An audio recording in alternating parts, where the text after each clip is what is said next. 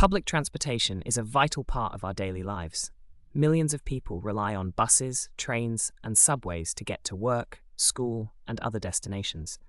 But what if there was a way to make public transportation even better? That's where AI comes in.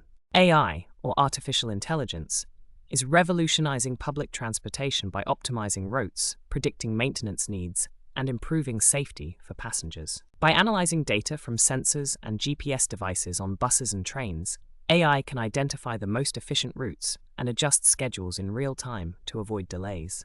AI can also predict when maintenance is needed, allowing transportation agencies to schedule repairs before a breakdown occurs.